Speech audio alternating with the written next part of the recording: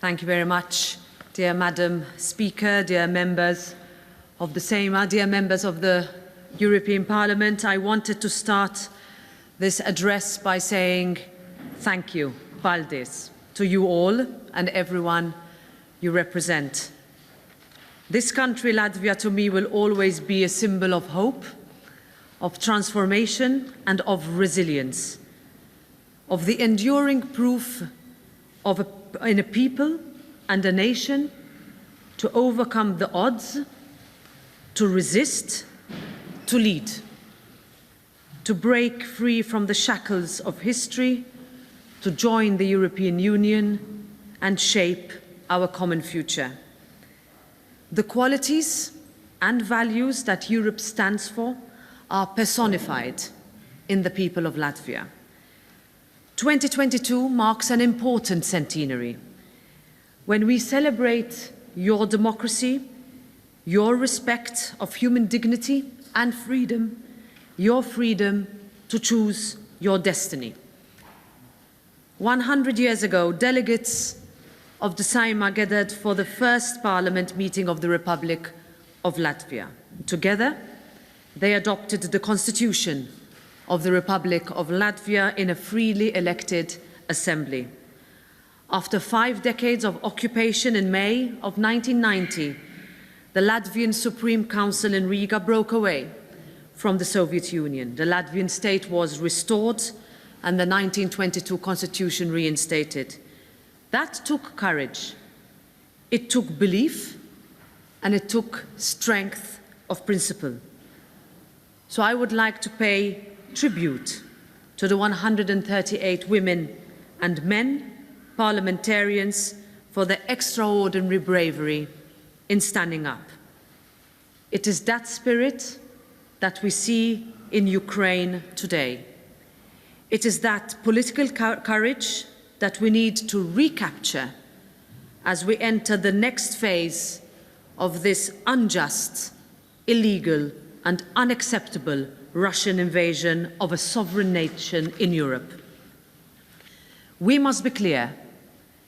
What we are witnessing is an attempt by the Kremlin to rewrite history, to redraw the Iron Curtain that Latvians helped break down and re-establish countries back into spheres of influence. This is not acceptable to me, and it is not acceptable to the European Union. We were swift in adopting far-reaching and hard-hitting sanction packages against Russia and Belarus. We were quick in restricting access to the EU's capital and financial markets. We took action to reduce our dependencies drastically on Russian energy. We closed access to our waters, ports, airspace and transport space to Russian-owned vehicles. We approved Ukraine and Moldova as candidate countries for EU membership. We welcomed Ukrainians into our homes and our hearts, and military, financial and humanitarian aid continues to flow.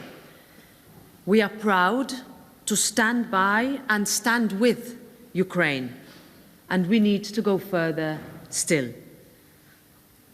In my first speech as European Parliament President, I committed that our institution will never be neutral between the fire and the fire truck, and we must continue to help Ukraine win.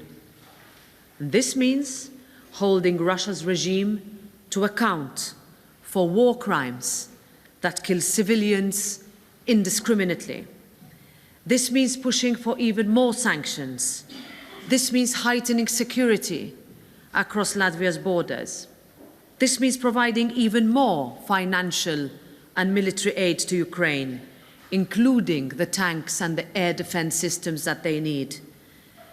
It also means tightening cross-border links between the 3 Baltic countries to deliver on the high-speed infrastructure, such as the project Rail Baltica, which is now a security urgency to help military mobility. It is also true that in the last 8 months, the center of gravity of Europe's security and defense decision-making has shifted to the Baltic region, with Latvia at its very center.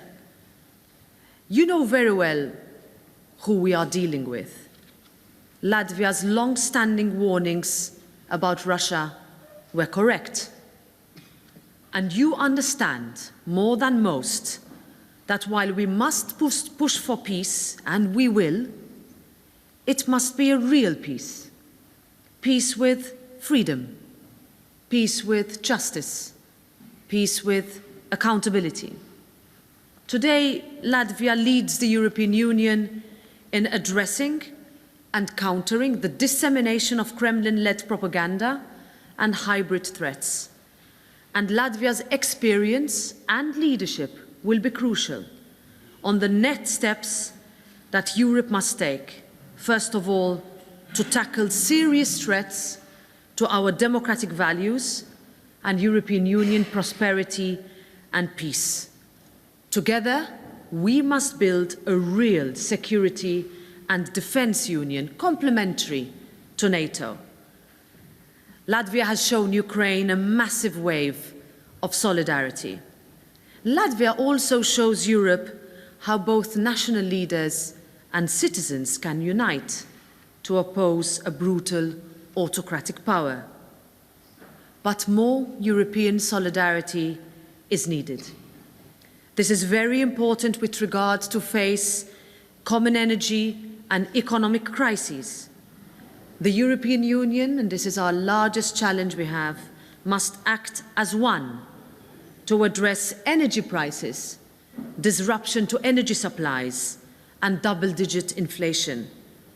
Because if we do not act together now, the negative spiraling knock-on effects will see the well-being of European Union businesses, households, and citizens impacted. Our banks and financial sector are already feeling the pressure. And at the same time, rapidly rising interest rates will wipe away the value of people's homes, salaries, pensions, and national budgets. Our economy managed to recover after the pandemic thanks to our economic governance framework and our next generation EU. It took a lot of courage to do that. It took a lot of difficult decisions to be taken. But we also know that debt is not discretionary. We will need to pay back. And the only way to do that is to unite and set the EU economy back on a stable path of growth. Dear friends, we are entering a time where more Europe and more European Union integration will be necessary. Latvia and 9 other states joined the European Union on that fateful day in 2004.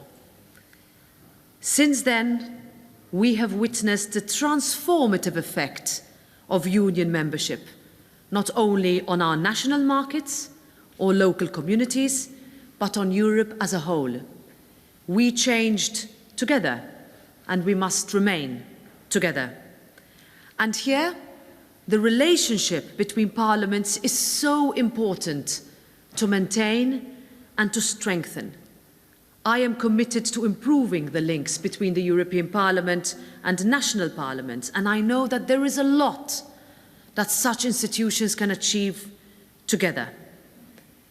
Europe's future lies in its very unique ability to adapt with speed, with fortitude, and with unity. This is why, to me, Europe has always represented the future, change, possibility, hope. A few years ago, with Brexit, we saw many political forces in different countries say that it was better to leave Europe. We thought that there would be a domino effect. We saw different parts of different countries saying, let's do the same. Why not? Instability is good. No one says that anymore. No one says that anymore. On the contrary, we have a list that gets longer and longer of countries that want to join. There is hope in our joint European future for our young people across our continent, because it is only together that Europe can rise, Madam Speaker, to meet the challenges of our time and the next 100 years. Thank you very much for listening. Paldies.